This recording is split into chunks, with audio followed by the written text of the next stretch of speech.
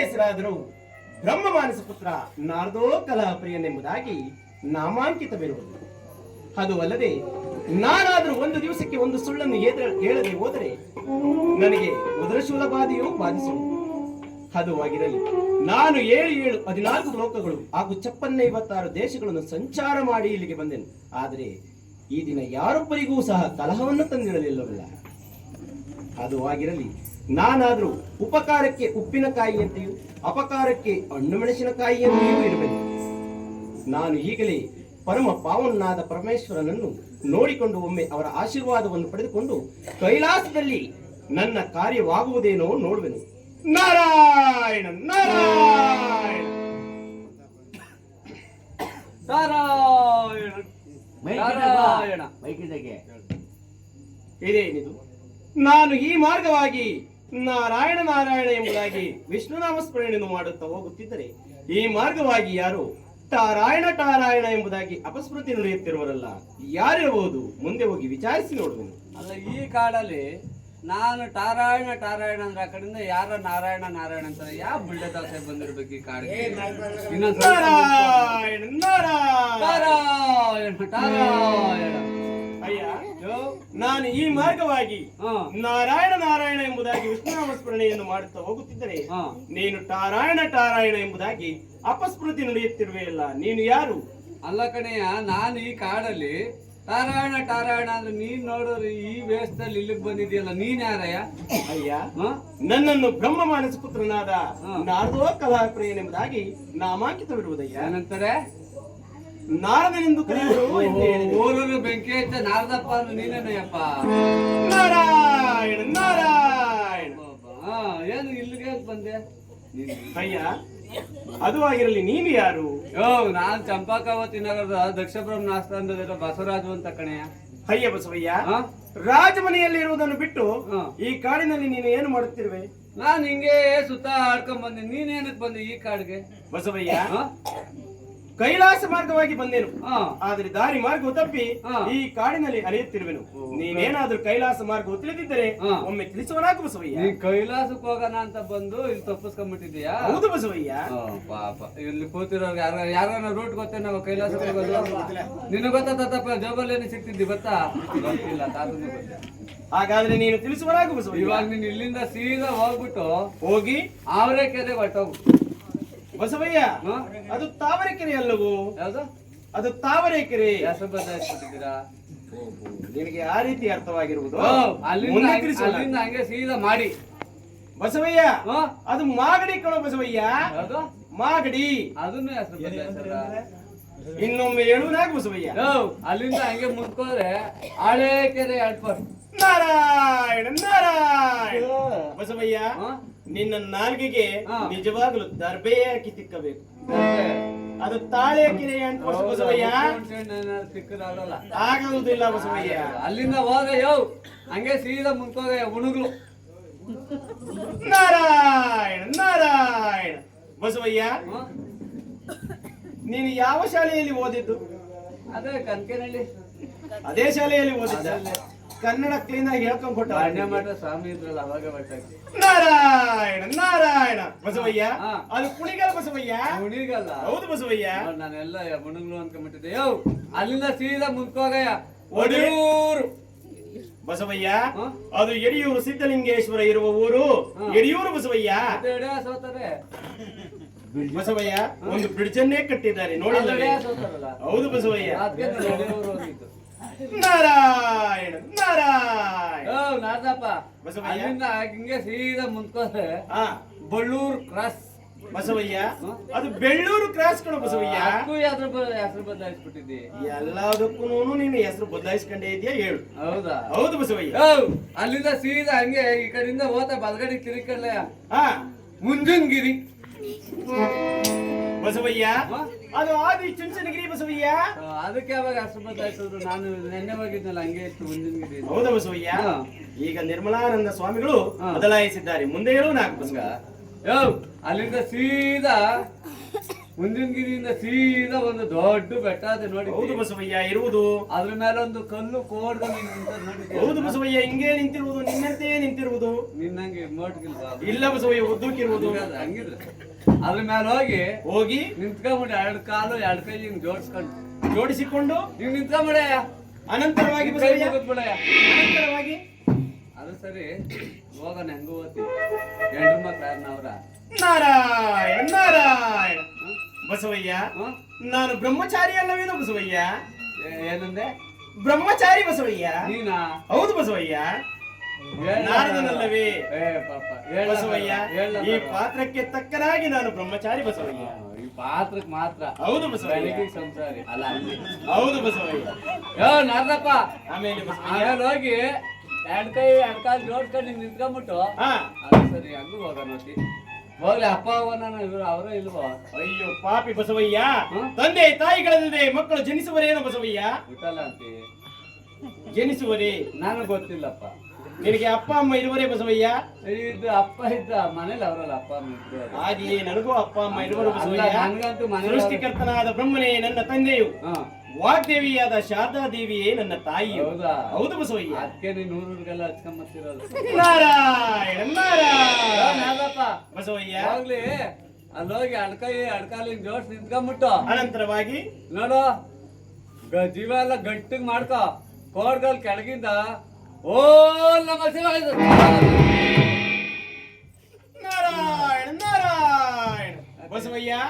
ನೀನು ಹೇಳಿದ ರೀತಿ ನಾನೇನಾದ್ರೂ ಹೋದ್ರೆ ಹಾ. ಕೈಲಾಸ ತಲುಪುವುದರಲ್ಲಿ ಸಂಶಯವೇ ಇಲ್ಲ. ಕೈಲಾಸ ತಲುಪೋದಲ್ಲ, ಡೈರೆಕ್ಟ್ ಸಿಮುಂತಕ್ಕೆ ಬರ್ತತಿ. ಹೌದು ಬಸವಯ್ಯ. ಯಾರನ್ನು ಕೇಳ್ಬೇಡ, ಅಡ್ರೆಸ್ ತಮ್ಮಿಚ್ಛೆ ಬಸವಯ್ಯ, ಹೋಗುವೆನು. ತಾವಿನ್ನೂ ತೆರಳುವರ ಹುಷಾರಾಗಿ ಹೋಗ್ಬಿಟ್ವಾ. ಖಂಡಿತವಾಗಿಯೂ ಯಾರು ಕೇಳ್ಬೇಡ. ಆಗಬಹುದು ಬಸವಯ್ಯ. ಬಸವನು ಹೇಳಿದ ರೀತಿ ಹೋದರೆ ನಾನು ಕೈಲಾಸ ತಲುಪುವುದರಲ್ಲಿ ಸಂಶಯವೇ ಇಲ್ಲ. ನಾನೇ ಮುಂದಿನ ಕಾರ್ಯ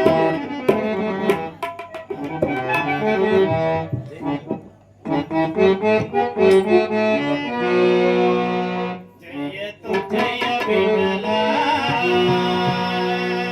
ನಿನ್ನ ನಾಮವು ಶಾಂತಿ ನಾಮವು ಸೌಖ್ಯಗಳ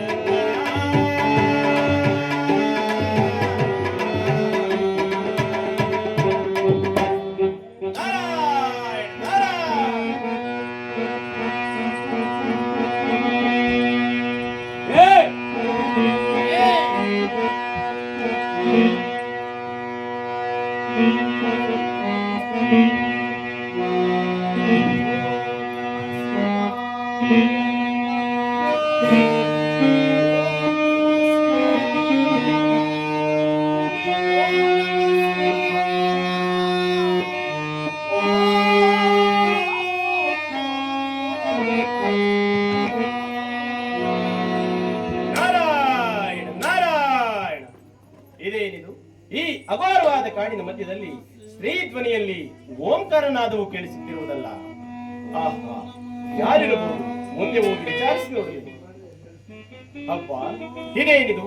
ಸೂಜಿಯ ಮೇಲೆ 7 ಸೂಜಿ, ಅದರ ಮೇಲೆ 7 ದಬ್ಬಳವನ್ನು ನಿಲ್ಲಿಸಿ, ಅದರ ಮೇಲೆ ಒಂದು ನಿಂಬೆಹಣ್ಣನ್ನಿಟ್ಟು, ಶಿರಸ್ಸನ್ನು ಕೆಳಗೆ ಮಾಡಿ, ಪಾದವನ್ನು ಮೇಲೆ ಮಾಡಿ, ಈ ರೀತಿ ಅಘೋರವಾದ ತಪಸ್ಸನ್ನು ಮಾಡುತ್ತಿರುವ ಈಕೆ ಯಾರಾಗಿರಬಹುದು? ಆಕೆಯನ್ನು ವಿಚಾರಿಸಿ ನೋಡಬೇಕು. ಅಮ್ಮ, ಸೂಜಿಯ ಮೇಲೆ 7 ಸೂಜಿ, ಅದರ ಮೇಲೆ 7 ದಪ್ಪಳವನ್ನು ನಿಲ್ಲಿಸಿ, ಅದರ ಮೇಲೆ ಒಂದು ನಿಂಬೆಹಣ್ಣನ್ನಿಟ್ಟು, ಶಿರಸ್ಸನ್ನು ಕೆಳಗೆ ಮಾಡಿ, ಪಾದವನ್ನು ಮೇಲೆ ಮಾಡಿ, ಈ ರೀತಿ ಅಘೋರವಾದ ತಪಸ್ಸನ್ನು ಮಾಡುತ್ತಿರುವ ನೀನು ಯಾರು ತಾಯಿ? ಸ್ವಾಮಿ, ಚಂಪಕಾವತಿ ನಗರದ ದಕ್ಷ ಬೊಮ್ಮನ ಮಗಳಾದ ಶ್ರೀ ಬಾಲಗೌರಿ ಎಂದು ಕರೆಯುವರು ಸ್ವಾಮಿ. ಅಮ್ಮ, ಅಂತ ರಾಜಾದಿರಾಜರ ಹೊಟ್ಟೆಯಲ್ಲಿ ಹುಟ್ಟಿ ಈ ರೀತಿ ಅಘೋರವಾದ ತಪಸ್ಸನ್ನು ಮಾಡಲು ಕಾರಣವಾದರೂ ಏನು ತಾಯಿ? ಸ್ವಾಮಿ, ಆ ಬಾಲಾಕ್ಷನಾದ ಪರಶಿವ ಮೂರ್ತಿಯನ್ನು ಕುರಿತು ಈ ತಪಸ್ಸನ್ನು ಮಾಡ್ತಿರುವೇನ ಸ್ವಾಮಿ. ಏತಕ್ಕೋಸ್ಕರವಾಗಿ ತಾಯಿ? ಅವ್ರನ್ನ ಲಗ್ನವಾಗೋಸ್ಕರ ಸ್ವಾಮಿ. ಏನು? ಆ ಬೂದಿ ಜಂಗಮ, ಕಾಡು ಜಂಗಮ, ಯೋಗಿ ಜಂಗಮನನ್ನು ವರಿಸಲು ನೀನು ಬಯಸುತ್ತಿರುವೆಯಾ ತಾಯಿ? ಸ್ವಾಮಿ, ಅವಳು ಜರಿಬೇಡಿ ಸ್ವಾಮಿ, ಜರಿಯಬೇಡಿ. ಅವರೇ ನನಗಾಗಬೇಕು. ತಾವು ಯಾರು? ಅಮ್ಮ, ನನ್ನನ್ನಾದರೂ ನಾರದನೆಂದು ಕರೆಯುವರು ತಾಯಿ. ಸ್ವಾಮಿ, ನಾರದ ಮಾತ್ರೆ ತಾವು ಎಲ್ಲಿಗೆ ಹೋಗುತ್ತಿರುವಿರಾ? ಕೈಲಾಸ ಮಾರ್ಗವಾಗಿ ಹೋಗುತ್ತಿರುವನು ತಾಯಿ. ಸ್ವಾಮಿ, ತಾವು ಕೈಲಾಸಕ್ಕೆ ಹೋಗುವುದೇ ಆದರೆ ಈ ವಿಚಾರವನ್ನು ಪರಮಾತ್ಮನಿಗೆ ತಿಳಿಸಿ ಪರಮಾತ್ಮನು ನಿನಗೆ ಬರುವಂತೆ ಮಾಡುವರಾಗಿ ಸ್ವಾಮಿ. ಅಮ್ಮ, ಆ ಪರಮ ಪಾವನಾದ ಪರಶಿವನನ್ನು ಇಲ್ಲಿಗೆ ಬರುವಂತೆಯೇನೋ ಮಾಡುತ್ತೇನೆ, ಆದರೆ ಆತನ ಮನವೊಲಿಸುವ ಭಾರವನ್ನು ನಿನ್ನದಾಗಿರುವುದು ತಾಯಿ. ಹಾಗೆ ಆಗಲಿ ಸ್ವಾಮಿ, ನಾನು ಧನ್ಯಾಧನ್ಯಳಾದೆನು. ನಿಮ್ಮ ಇಚ್ಛೆ ಅಂತಾಗಲಿ, ನಾನೇನು ಬರುವೆನು ತಾಯಿ. ನಾರಾಯಣ ನಾರಾಯಣ. ನಾನು ಬಂದ ಕಾರ್ಯವು ನನ್ನ ಕೈಗೂಡುವಂತೆ ಕಾಣುತ್ತಿರುವುದು. ನಾನು ಈಗಲೇ ಕೈಲಾಸಕ್ಕೆ ಪ್ರಯಾಣವನ್ನು ಬೆಳೆಸಿ ನನ್ನ ಮುಂದಿನ ಕಾರ್ಯವನ್ನು ನೋಡುತ್ತೇನೆ.